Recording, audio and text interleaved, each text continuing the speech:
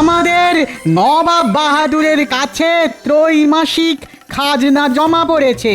কয়েকটি রাজ্য খুব তাড়াতাড়ি যথেষ্ট খাজনা দিয়েছে, কিন্তু কয়েকটি রাজ্য সেই দিক থেকে পিছিয়ে আছে। তাই নবাব বাহাদুর এগিয়ে থাকা রাজ্যকে পুরস্কৃত করবেন। সবার প্রথমে আমি ডেকে নেব কৃষ্ণনগরের রাজা কৃষ্ণচন্দ্রকে। বরাবরের মতো এবারও কৃষ্ণনগর থেকে আসা খাজনা আমার দরবারে অনেক আগে পৌঁছেছে এবং আমি তাতে ভীষণ খুশি। নবাব বাহাদুর উপহার স্বরূপ কৃষ্ণচন্দ্রকে তুলে দিচ্ছেন 1000 মোহর। সাবাস কৃষ্ণচন্দ্র, তোমার রাজ্যে এত ভালো ফলন, এত ভালো মৎস্য চাষ, উন্নয়নে আমি খুশি। এই নাও তোমার পুরস্কার। ধন্যবাদ ধন্যবাদ জাহাঁপনা, ধন্যবাদ। মহারাজ, আপনার সম্মান মানে আমাদের রাজ্যের সম্মান। আজ আমাদের চাষি ভাই জেলে ভাইয়ের পরিশ্রমের ফসল আমরা পাচ্ছি। ঠিক বলেছ গোপাল, আর এর জন্যে সব থেকে বড় ভূমিকা কিন্তু আমাদের বিজ্ঞানীর। ঠিক বলেছেন মহারাজ, বিজ্ঞানীর যুগান্তকারী আবিষ্কৃত সার এবং মাছেদের খাবারে আজ এই সম্মান। এরপর ডেকে নেব বর্ধমানের রাজাকে। তোমরাও বেশ যথেষ্ট খাজনা দিয়েছো, তাই তোমরা পাবে 500 মোহর উপহার।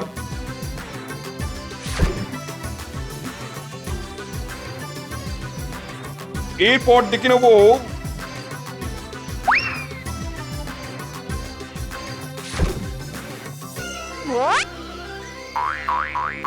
সব শেষে আসবে খাম্বাজ রাজ। খাম্বাজ রাজ্য থেকে এবার প্রাপ্ত খাজনার পরিমাণ খুবই নগণ্য, তাই শর্তানুযায়ী আমি খাম্বাজ রাজ্যের থেকে 500 বিঘা জমি শাস্তি স্বরূপ কেড়ে নিলাম।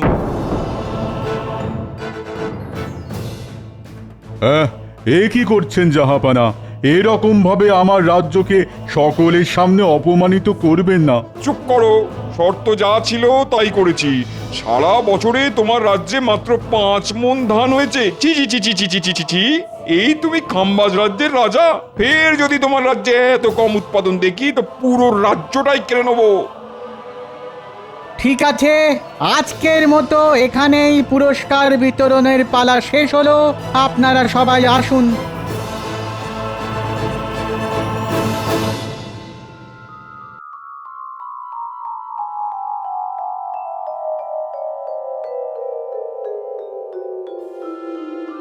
হায় হায় হায় হায় হায় হায়, আমার কি সর্বনাশ হলো!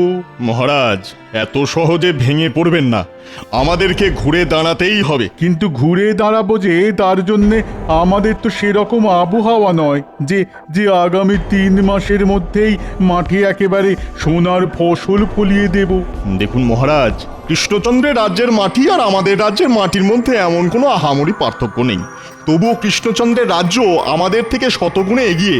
তার কারণ ওদের রাজ্যের জমিতে ব্যবহার করা সার এবং পরিচর্যা, পুকুরে দেওয়া মাছেদের খাবার, এই সব কারণেই ওই রাজ্যের উৎপাদন বেশি। তাহলে এক্ষুনি কৃষ্ণনগরের কাছে ওদের চাষ আবাদের পদ্ধতি বিস্তৃত বর্ণনা জানতে চেয়ে চিঠি লিখে পাঠাও। না মহারাজ, কৃষ্ণচন্দ্র কখনোই আমাদেরকে ওদের রাজ্যের সমৃদ্ধির গোপন রহস্য নিজে থেকে বলতে চাইবে না। তাছাড়া ছলে বলে কুশলে কৃষ্ণচন্দ্রকে রাজি করানো গেলেও মাঝে বাধা হয়ে দাঁড়াবে ওই গোপাল। তাই জন্য অন্য কোনো উপায়ে সব জানতে হবে। পেয়ে গেছি কোন মন্ত্রী।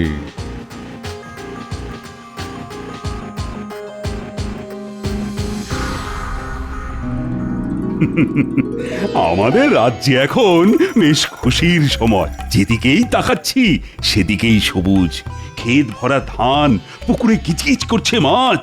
তারপর গতকাল বাংলার নবাবের কাছ থেকে সব থেকে বেশি খাজনা দেওয়ার জন্য পুরস্কারও পেয়েছি। সবই মহারাজ আপনার আশীর্বাদে। আপনার মতন প্রজাবৎসল রাজা না থাকলে আমাদের রাজ্যে এরকম উন্নতিই হতো না। গোপাল, তুমি তোমার তেল দেওয়াটা বন্ধ করো।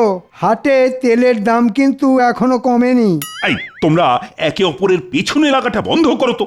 আমি তোমাদেরকে একটা সুখবর শোনাতে চলেছি। তোমরা প্রত্যেকে নিজেদের কাজ সুষ্ঠুভাবে করো, তাহলে এর পরের বছরেও আমরা যথেষ্ট খাজনা জমা করতে পারবো। সবই তো হলো মহারাজ, এই আনন্দে যদি একটু পেট পুজোর ব্যবস্থা হতো তাহলে মন্দ হতো না। জানি জানি তুমি এরকমই একটা বায়না করবে, আর সেটা আমি আগে থেকেই বুঝতে পেরেছি, আর তাই আগে থেকেই পেট পুজোরও বন্দোবস্ত করে রেখেছি। উমা, খাবার কি শুধু গোপালের জন্যই? আমরা সবাই ব্রাত্য। আরে না না না, সকলের জন্যই আছে, এই সে এলো বলে।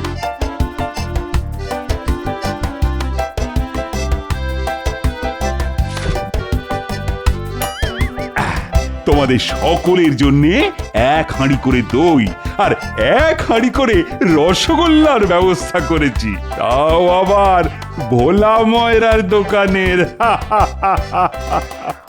সাধু সাধু।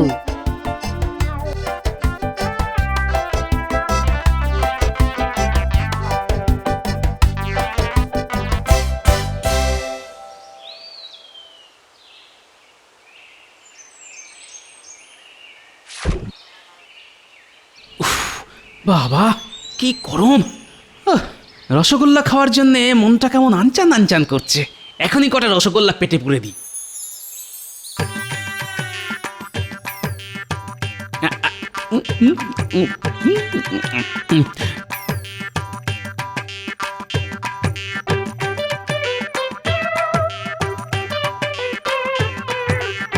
এটা কি রে? এর আগে তো আমাদের রাজ্যে কোনোদিন দেখিনি। কি জানি বাবা, কারো আত্মীয় হবে হয়তো। না, অনেক বেলা হলো, এবার বাড়ি ফিরি, নইলে আবার গিন্নি রাগারাগি শুরু করে দেবে।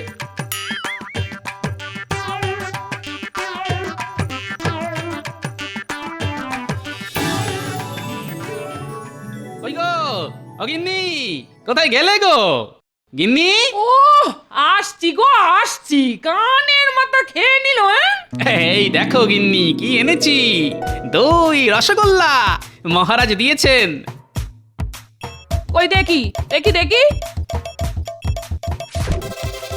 ইমা, এত বড় হাঁড়িতে মোটে একটা রসগোল্লা। এই মরেছে, খিদের চোটে তো সব খেয়ে ফেলেছি। কি গো চুপ করে আছো কেন? বাকি রসগোল্লা কোথায় গেল? ইয়ে না মানে, হ্যাঁ মানে ওই পথে আস্তে আস্তে খুব খিদে পেয়েছিল তো, তাই খেয়ে ফেলেছি গিন্নি। কি তুমি এটা পারলে? ঘরে একটা জল জ্যান্ত বউ থাকতে তুমি সব কটা রসগোল্লা খেয়ে নিতে পারলে? আহ গিন্নি, সবকটা তো খাইনি। দেখো দেখো, এখনো একটা রসগোল্লা তোমার জন্য আছে গিন্নি। ওটাও আমার জন্য রাখার কি দরকার ছিল শুনি? তুমি নিজেই তো খেয়ে নিতে পারতে। এই দেখো, রাগ করছো কেন? আমার আমার মান তো শোনা, রাগ করে না। গিন্নি, আমি তোমাকে ভোলার দোকানের রসগোল্লা কিনে খাওয়াবো। হ্যাঁ, রাগ করেন না শোনা মনা। ও গিন্নি, কি গো? ভাল লাগে না, যাও। এই ছাড়ো। ও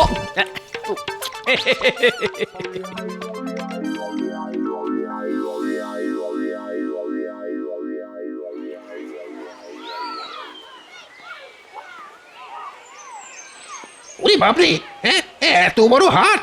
আমাদের মহারাজের এসব দেখলে তো একেবারে চোখ ছানা বড়া হয়ে যাবে। আগে আগে সব কিছুর দামটা একবার যাচাই করে নিতে হবে। হ্যাঁ ভাই, ও ভাই, চাল কত করে ভাই? কোন চাল নেবেন বলুন? জয়া রত্না 1 টাকা কেজি, আর বাঁশকাঠি 1.5 টাকা, আর দেরাদুন গোবিন্দভোগ 2 টাকা করে কেজি।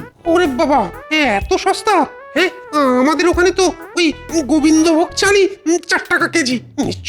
নিশ্চয়ই উৎপাদন বেশি হওয়ার কারণে দামও কম। হ্যাঁ। কি দাদা, কি ভাবছেন? কি চাল দেবো বলুন বলুন? না দাদা, আজ থাক, পরে একদিন আসবো।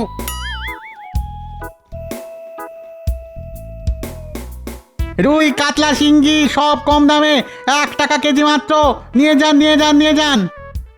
ওরে বাবা, মাছও দেখছি জলের দরে বিক্রি হচ্ছে।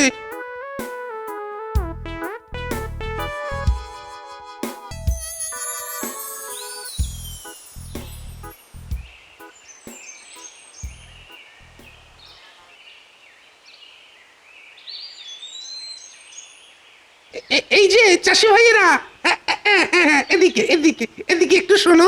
কি আমাদের ডাকছেন? হ্যাঁ, তোমাদেরই। এদিকে একটু শোনো না, একটু। আমাকে চাষ করার পদ্ধতি, ব্যবহার করার সার সব জেনে নিতে হবে।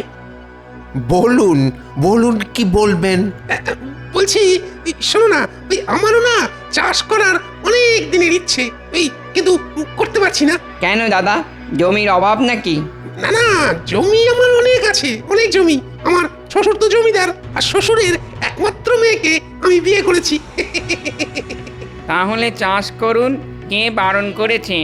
ওখানেই তো মুশকিল ভাই, কি চাষ করব, কখন চাষ করব, সেটাই ঠিক মতো বুঝি না। তোমরা যদি একটু আমাকে বুঝিয়ে বলতে তাহলে খুব ভালো হতো। হা হা হা হা হা। এই ব্যাপার, চাষ খুব একটা কঠিন ব্যাপার না, তবে পরিচর্যাটাই আসল ব্যাপার। আমরা তো মোটামুটি 3 রকম ধান ফলাই, আউশ, আমন আর বোরো। আর শীতকালে রবি শস্য, গাজর, ফুলকপি, শাকসবজিও চাষ করি। বাহ বাহ, তোমরা কত কিছু জানো। এটাই তো আমাদের পেশা, আর আমরা জানবো না? আচ্ছা আচ্ছা, কিভাবে চাষ করো আর কি সার দাও? ধান চাষের ক্ষেত্রে প্রথমে তো বীজ ধান বুনতে হয়, তারপর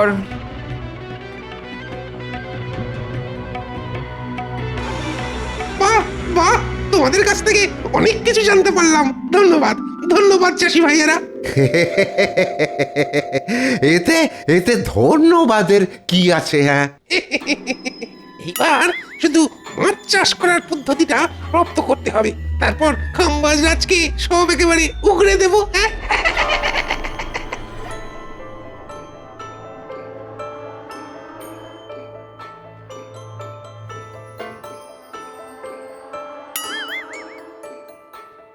এই টেকো ব্যাটা কি রে, মাঝে মাঝে রাস্তায় দেখি। যে হোক বাবা, আমায় এখন বাজার নিয়ে বাড়ি ফিরতে হবে, নইলে আবার গিন্নি অশান্তি শুরু করে দেবে।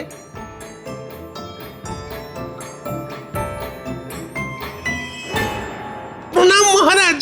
বলো গুপ্তচর, কি খবর এনেছো? মহারাজ, আমি কৃষ্ণনগরের সব কিছু একসাথে পুঙ্খানুপুঙ্খভাবে রপ্ত করে লিখে এনেছি মহারাজ। মাছ চাষ, ধান চাষ, সব। সাবাস সাবাস গুপ্তচর, সাবাস। এবার আমাদের রাজ্য কৃষ্ণনগরের মতো ফসল ফলাবে, কৃষ্ণনগরকে টেক্কা দেবে, নবাবের হাতের পুরস্কার পাবে।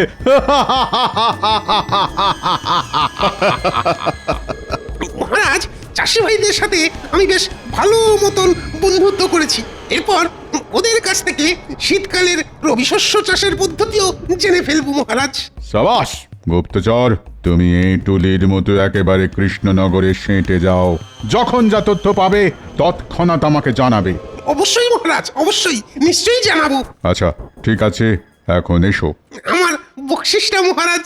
মন্ত্রী, গুপ্তচরকে 100 মোহর বকশিস দিয়ে দাও। যথাজ্ঞা মহারাজ।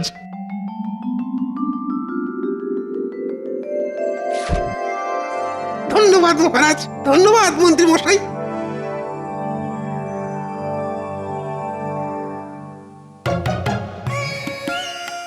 আমাদের নবাব বাহাদুরের কাছে ত্রৈমাসিক খাজনা জমা পড়েছে। প্রতিবারের মতো এবারেও কয়েকটি রাজ্য খুব তাড়াতাড়ি যথেষ্ট খাজনা দিয়েছে, কিন্তু কয়েকটি রাজ্য সেই দিক থেকে পিছিয়ে আছে। তাই নবাব বাহাদুর এগিয়ে থাকা প্রথম রাজ্য দুটিকে পুরস্কৃত করবেন। এবার সব থেকে বেশি খাজনা জমা করেছে এ কি, খাম্বাজ রাজ্য? হ্যাঁ জাহাপানা, খাম্বাজ রাজ্য এবার সব থেকে বেশি খাজনা জমা দিয়েছে। সাবাস খাম্বাজ রাজ, আমি তোমার উপরে বেশ খুশি। প্রথম পুরস্কার হিসেবে 1000 মোহর তুলে দিচ্ছি খাম্বাজ রাজের হাতে।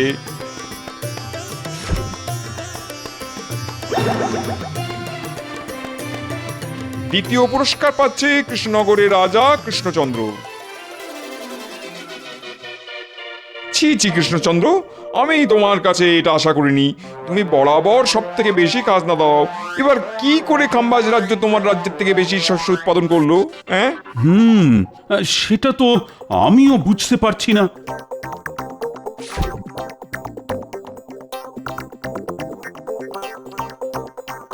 আমাদের রাজ্যে বিজ্ঞানীর বানানো বিশেষ সার দিয়ে চাষিরা চাষ করে, সেই জন্যে চাষও হয় প্রচুর, আর এবারেও যথেষ্ট ধান হয়েছে। তোমার দিন শেষ কৃষ্ণচন্দ্র। এবার থেকে আমার রাজ্যে সব থেকে বেশি চাষ হবে। সারা রাজ্য জুড়ে চাষ করব। তোমারই বিজ্ঞানীর বানানো পদ্ধতিতে সার ব্যবহার করব, তুমি টেরও পাবে না।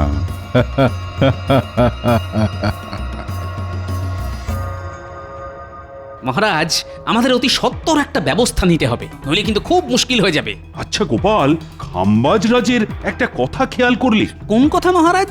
ওই যে আমাদেরই বিজ্ঞানীর বানানো পদ্ধতিতে সার বানাবে আর আমাদের থেকেও বেশি চাষ করবে, কিন্তু খাম্বাজ রাজ সেটা জানবে কি করে? গুপ্তচর মারফতও জানতে পারে। হ্যাঁ, ঠিক ঠিক বলেছ গোপাল।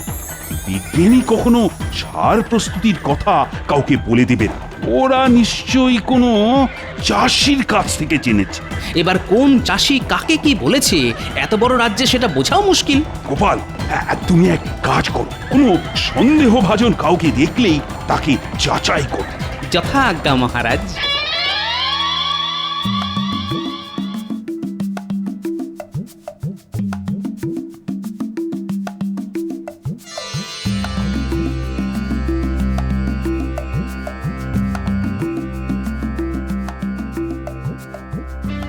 হলো কি? তুমি সেই বিকেল থেকে এদিক থেকে ওদিক আর ওদিক থেকে এদিক করছো। চিন্তায় গিন্নি, চিন্তায়। আমাদের রাজ্যে শনির নজর লেগেছে, বুঝলে? ইমা, ভর সন্ধেবেলা কি অলক্ষণে কথা বলছো তুমি? আরে অলক্ষণে নয় গো গিন্নি, সত্যি।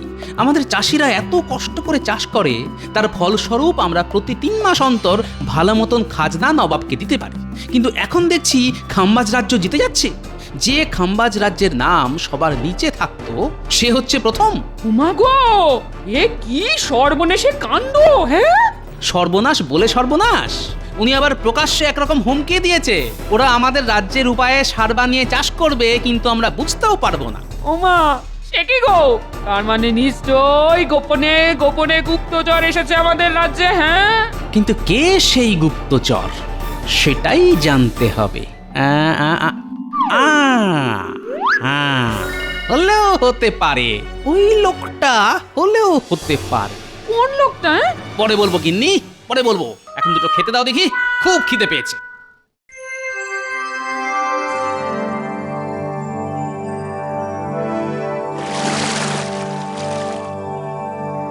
বাহ, এই পুকুরটাতে তো অনেক মাছ। দাদা, কিসের চার দিয়েছেন মাছ ধরার জন্যে? এই তো ওই শুধু কেঁচো দিয়েই দাদা।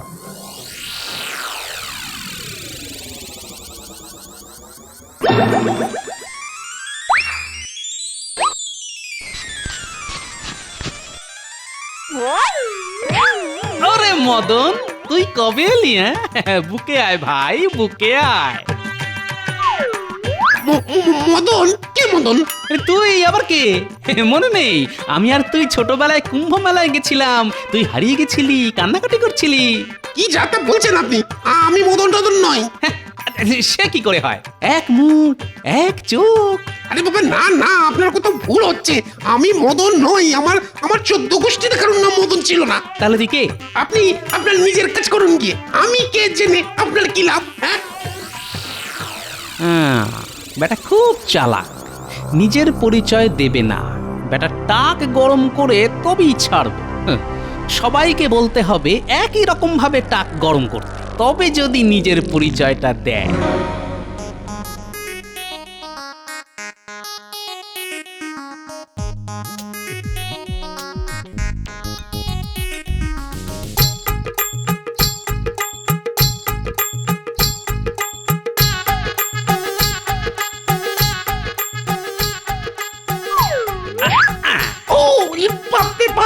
আরে মদনা, জানিস আজকে তোর মতন আরেকটা লোককে দেখলাম।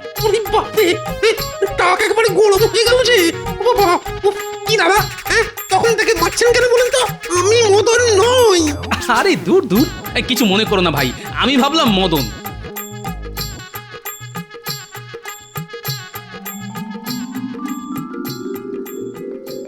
ও পুটির বাবা, এদিকে শোনো। কি বলো?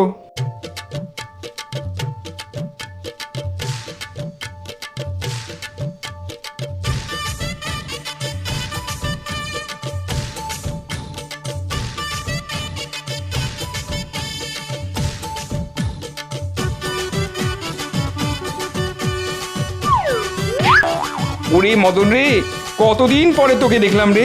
ভাই কবে এলি ভাই? আমাদের বাড়ি চল। কোথায় আছিস ভাই? দূর বাবা, কে মদন? কোথাকার মদন? হ্যাঁ, কি যাতা বলছিস তুই? তুই তো আমাদের হারিয়ে যাওয়া বন্ধু মদন। তোকে এরকম টাকে মারলে রেগে যেতিস। উফ, ওরে বাবা, মারছিলি কেন?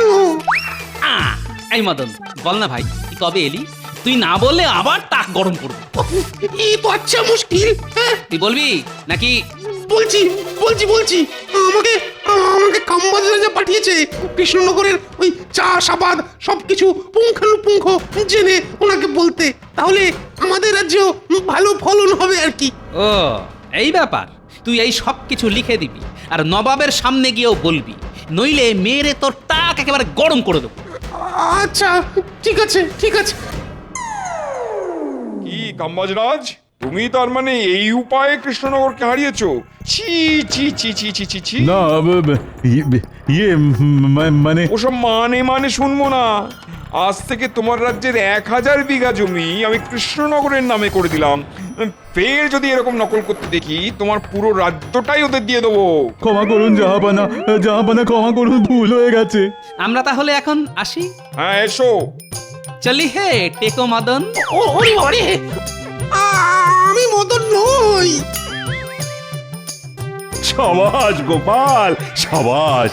ওহ, তোমার বিচক্ষণতার জন্যে আবার আমাদের রাজ্য বেঁচে গেল। তোমায় যে কি বলে ধন্যবাদ জানাবো জানি না গোপাল। ধন্যবাদ জানাতে হবে না মহারাজ, শুধু 2 হাঁড়ি রসগোল্লা পেলেই হবে। 1 হাঁড়ি আমি খাবো আর 1 হাঁড়ি আমার গিন্নি।